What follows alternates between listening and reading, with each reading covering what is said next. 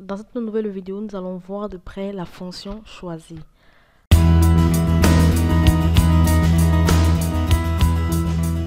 Alors, la plus simple des fonctions de recherche est la fonction choisie qui vous permet de sélectionner une valeur dans une liste. Spécifiquement étant donné un entier n, la fonction choisie renvoie le nème élément de la liste. Alors, nous allons tout simplement voir de près cette fonction. Lorsque nous sélectionnons insérer une fonction et que nous sommes dans la catégorie recherche et référence, nous pouvons tout simplement sélectionner la fonction choisie et Excel la décrit tout simplement comme une fonction qui choisit une valeur ou une action à réaliser dans une liste de valeurs en fonction du numéro d'index. Alors ici, nous avons la syntaxe qui est tout simplement le numéro d'index, la valeur 1, la valeur 2 et ainsi de suite. Donc la valeur, les valeurs, les valeurs. Donc nous allons tout simplement voir de près. Donc, Excel décrit tout simplement l'argument numéro d'index. Le numéro d'index, tout simplement, elle spécifie l'argument valeur sélectionnée. Le numéro d'index doit être compris entre 1 et 254 ou bien être une formule ou une référence à un numéro entre 1 et 254. Donc, l'argument valeur 1, Excel a décrit tout simplement comme la valeur 1, valeur 2 ou valeur n, qui représente de 1 à 254 nombres, référence de cellules non définies, formules, fonctions ou arguments sous forme de tests parmi lesquels la fonction choisie sélectionne tout simplement. Ensuite, nous avons la valeur 3 qui a les mêmes propriétés que la valeur 1. Donc, en quelque sorte, tout simplement, le numéro d'index veut tout simplement dire que le numéro d'index détermine tout simplement laquelle des valeurs de la liste est renvoyée. Alors, si le numéro est tout simplement égal à 1, la valeur est renvoyée. Si le numéro est égal à 2, la valeur 2 est renvoyée et ainsi de suite. Donc, le numéro d'index doit être un nombre entier ou une formule ou une fonction renvoyant un nombre compris entre 1 et 254. Donc, la liste de l'argument valeur peut tout simplement aller jusqu'à 254 parmi lesquels la fonction choisie sélectionne la valeur de retour. Alors, comme exemple très simple pour que vous compreniez de suite la fonction choisie, nous pouvons tout simplement entrer une formule avec la fonction choisie. Donc ici, nous allons simplement demander à Excel de choisir. Nous allons demander à Excel de choisir grâce à la fonction choisie. De choisir par exemple 2. Donc ça c'est un exemple, numéro d'index. Donc de choisir par exemple parmi cette liste. Nous allons simplement choisir grand, de choisir parmi ces listes grand ou encore moyen.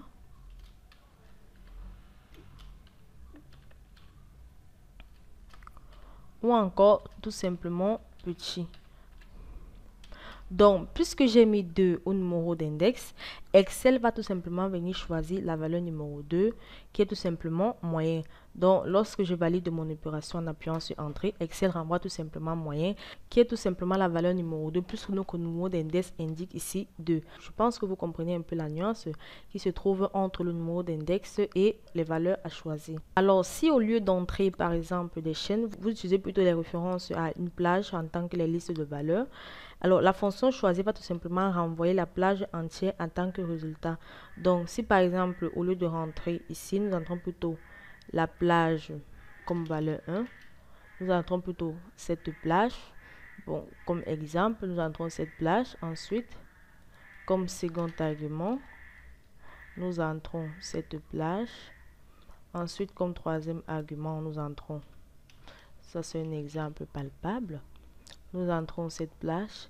Lorsque nous appuyons sur Entrée pour sélectionner pour valider notre formule, Excel. Donc, si nous entrons plutôt notre formule, en entrant plutôt des références de cellules, donc ici nous entrons par exemple D10, et là nous entrons par exemple cette F9, et là F10. Donc, lorsque nous allons tout simplement appuyer sur Entrée, Excel va renvoyer 11, qui est tout simplement la valeur comprise dans la cellule F9. Alors, lorsque vous utilisez par exemple les cellules ou les plages dans la fonction choisie, cela vous permet d'effectuer des opérations conditionnelles sur un ensemble de plages où la condition est la valeur de recherche située dans la fonction tout simplement choisie. Donc ici, si nous entrons par exemple la fonction, ici, au lieu de F8, nous pouvons tout simplement sélectionner. Donc là, nous pouvons sélectionner tout simplement cette plage comme premier argument. Donc, ensuite, comme second argument, nous sélectionnons cette plage. Et comme troisième argument, nous sélectionnons cette autre plage.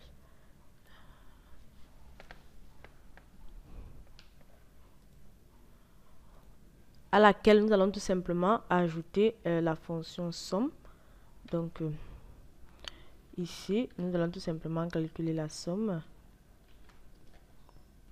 Et lorsque nous avons terminé, lorsque nous appuyons tout simplement sur Entrée, Excel effectue tout simplement la somme du deuxième membre parce que l'argument numéro d'index tout simplement égal à 2. Donc, Excel calcule la somme du second membre qui est tout simplement de 1 plus 2 plus 3 qui vaut tout simplement 6. Alors, ensuite, nous allons voir comment déterminer le nom du jour de la semaine. Alors, comme vous l'avez vu dans l'une des précédentes vidéos, l'utilisation des fonctions de date et d'heure. Alors, la fonction jour-semaine d'Excel renvoie tout simplement un nombre qui correspond au jour de la semaine dans lequel dimanche est 1 et lundi est 2, mardi est 3 et ainsi de suite. Alors, que faire si vous voulez connaître le jour actuel et non le nombre de semaines? Alors, qui est une très bonne question. Si vous ne devez afficher que le jour de la semaine, vous pouvez formater la cellule en tant que jour. Alors, donc pour nous allons tout simplement formater cette cellule en tant que jour. La date, donc nous allons la formater en tant que jour uniquement. Donc, je vais formater en tant que jour. Je constate qu'il n'y a pas, donc je vais tout simplement aller la personnaliser. Donc là, non. Alors, je vais tout simplement aller la personnaliser. Donc là, je vais la formater en tant que jour uniquement. Et je vais appuyer sur OK pour valider. Donc, cette cellule est tout simplement formatée en tant que jour. Ensuite, si vous devez utiliser le jour de la semaine en tant que la valeur de la chaîne dans une formule, vous avez besoin d'un moyen de convertir le résultat de la fonction jour de semaine en chaîne appropriée. Alors, heureusement, la fonction choisir facilite le processus. Alors, par exemple, supposons que dans la cellule B2 contient une date. Alors, vous pouvez tout simplement trouver le jour de la semaine qui représente avec la formule telle que ici. Vous pouvez tout simplement entrer la formule avec la fonction choisie. Donc, on va tout simplement entrer la fonction choisie. Ensuite, la fonction jour, semaine. Donc, ensuite, la cellule B2. Donc, lorsqu'on avait terminé, vous pouvez tout simplement entrer. Donc, vous pouvez entrer pour dimanche, ce qui est tout simplement 1. Dimanche.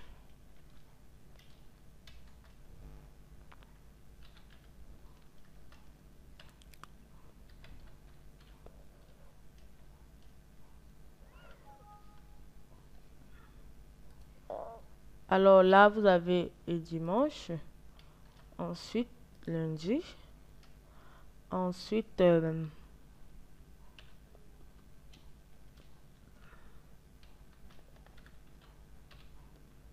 mardi. Ensuite, mercredi. Ensuite,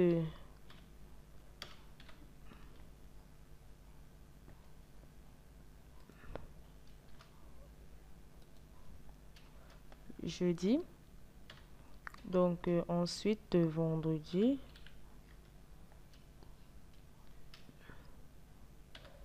Et enfin, samedi. Donc, lorsque je ferme tout simplement ma parenthèse, mes parenthèses, et que je valide mon opération, Excel renvoie tout simplement 20, qui est tout simplement un vendredi. Donc, le 23/8/2013 est tout simplement un vendredi. Alors, dans cette formule, les noms des jours ont été tout simplement abrégés pour économiser de l'espace. Donc, cependant, vous êtes libre d'entrer, d'utiliser n'importe quelle forme de nom de jour qui vous convient. Donc, cette formule renvoie tout simplement le jour de la semaine qui représente dans la cellule B5. Alors, il y a là des formules similaires pour renvoyer le nom du mois, étant donné que le nombre entier du mois est renvoyé par la fonction mois, moon. Donc ici, au lieu de toujours utiliser la fonction choisie, au niveau des jours de semaine, vous pouvez tout simplement renvoyer la fonction mois. Donc là, vous pouvez renvoyer la fonction mois. Ensuite, au niveau des arguments valeurs, vous pouvez tout simplement écrire les dates en tant que janvier pour la première date. Ensuite, février pour la seconde. Mai. Mars pour la troisième date. Ensuite, mai.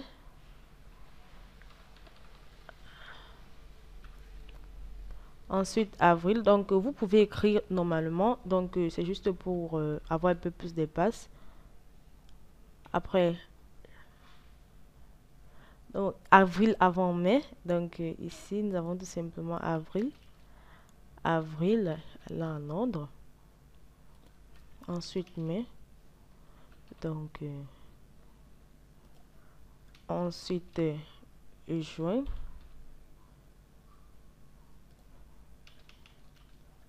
Juillet. Donc, ainsi de suite, vous entrez... bon, moi, je vais mettre des points. Tout simplement pour montrer que vous pouvez continuer. Donc, vous pouvez continuer pour... de là, ça affiche 1, 2, 3, 4, 5, 6, 7. Là, ça affiche le 8e mois. Donc, nous allons entrer jusqu'au 8e mois. Après juillet, nous avons tout simplement...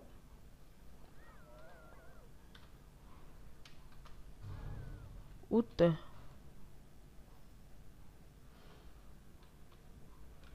Donc, ensuite, nous avons... septembre. Ensuite,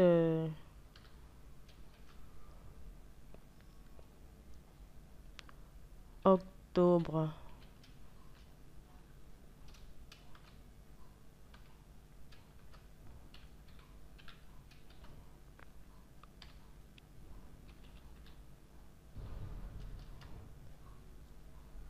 Donc, lorsque j'ai terminé, je peux tout simplement appuyer sur Entrée pour valider mon opération.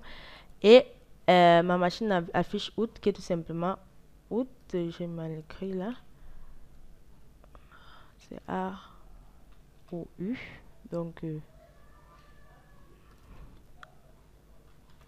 et là, lorsque j'appuie sur Entrée, Excel affiche tout simplement août. Donc, ici, nous sommes le 23 août 2013. Donc, pour la date que j'ai entrée, une date arbitraire. Donc, Excel affiche tout simplement août, qui renvoie tout simplement au mois de la cellule B2. Donc, comme vous pouvez le constater, la fonction ci est tellement facile à utiliser. Donc, vous pouvez utiliser ces différentes options pour chercher les informations dont vous avez besoin. Alors, ensuite, nous allons tout simplement déterminer le mois de l'exercice financier. Alors ça, c'est un exercice, c'est un cas vraiment particulier, un cas très attentif. Donc, pour de nombreuses entreprises, l'exercice financier ne coïncide pas avec l'année civile. Donc, par exemple, l'exemple peut aller du 1er avril au 31 mars.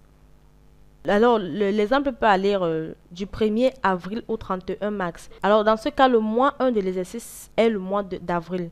Donc, j'espère que vous comprenez un peu la nuance. Le mois 1 de l'exercice est le mois d'avril et le mois 2 est le mois de mai et ainsi de suite. Alors, il est souvent utile de pouvoir déterminer le mois fiscal en fonction du mois civil. Donc, vous pouvez voir comment nous allons simplement considérer le tableau suivant. Alors, ce petit tableau, tout simplement, qui compare le mois civil et le mois fiscal d'un exercice commençant tout simplement le 1er avril. Donc, comme nous l'avons vu, l'exercice commence tout simplement le 1er avril, c'est-à-dire que ça veut dire que le mois fiscal commence tout simplement en avril, qui est le premier mois, et le mois de mai, tout simplement le second, le mois de juin, le troisième, le mois de juin est le quatrième, le mois d'août est le cinquième, le mois de septembre est le sixième, octobre est le septième, novembre est le huitième, décembre est le neuvième, et nous revenons au mois de janvier qui est le 10e, février qui est le 11e et mars qui est le 12e.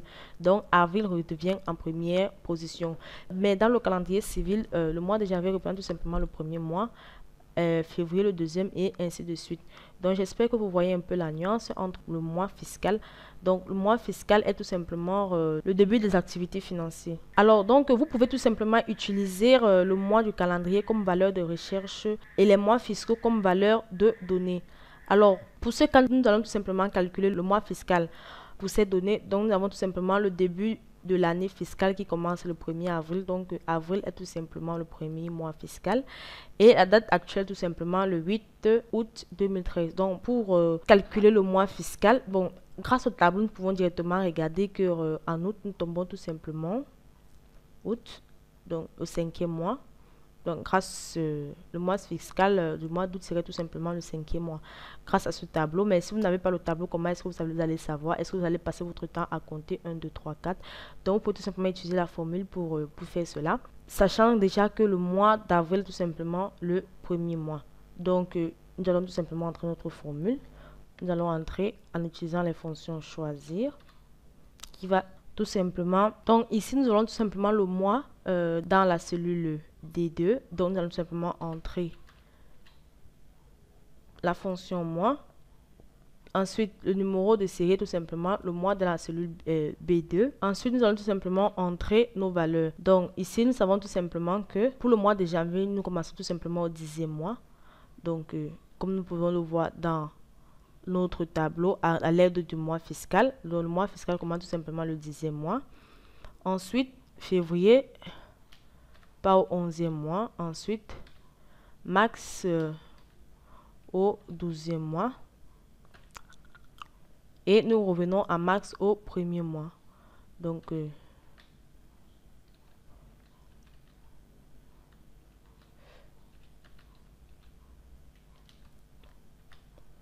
nous allons tout simplement entrer jusqu'au mois de décembre qui va tout simplement jusqu'à 9.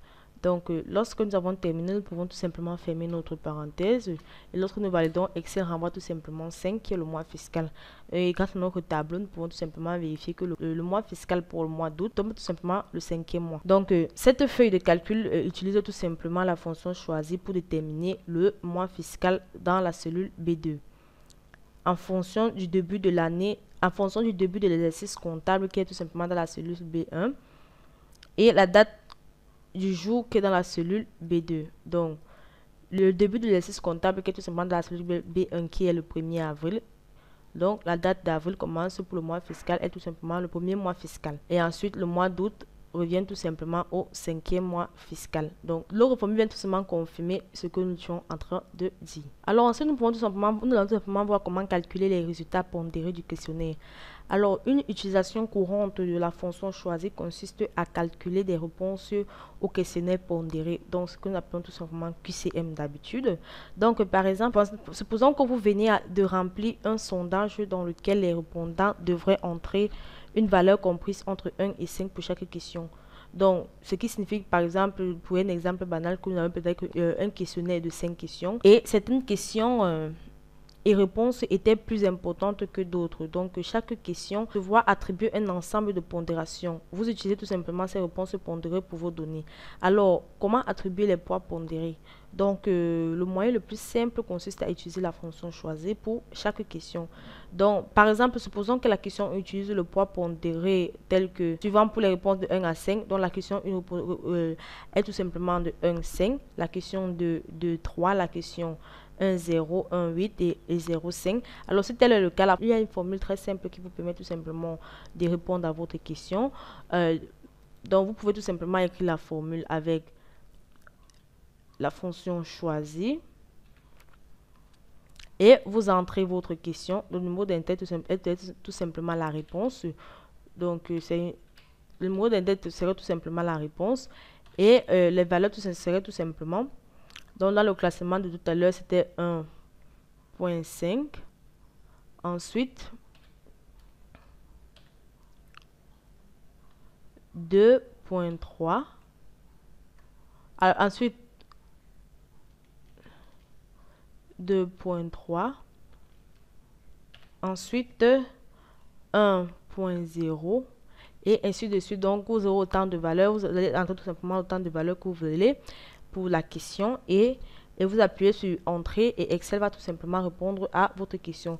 Donc, pour cette formule, vous supposez tout simplement que la réponse 1 se trouve dans la cellule nommée dans Réponse.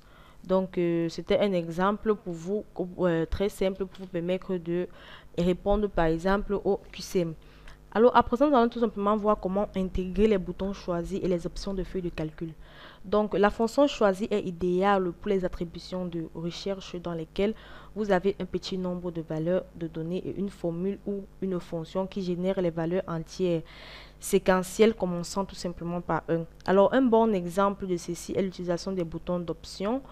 Donc, l'utilisation des boutons d'options, ces boutons d'options. De feuilles de calcul mentionnées, feuilles de calcul. Alors, nous avons tout simplement vu ces boutons d'options. Je ne vais pas revenir dessus dans les précédentes vidéos. Donc, pour ceux qui ne sont pas à la ligne, donc je vous invite tout simplement à regarder les anciennes vidéos. Vous allez trouver des vidéos où je parle tout simplement des boutons d'options d'Excel. Alors, les boutons d'options d'un groupe renvoient les valeurs entières dans les cellules liées. Alors ici, lorsque je sélectionne ici, j'ai tout simplement... Alors, les boutons d'option d'un groupe renvoient tout simplement les valeurs entières dans la cellule liée. Donc ici, elle renvoie tout simplement 1 pour le premier bouton, si le premier bouton est cliqué. Et elle renvoie 2 si le deuxième bouton est sélectionné. Et renvoie 3 si le troisième bouton est sélectionné et ainsi de suite.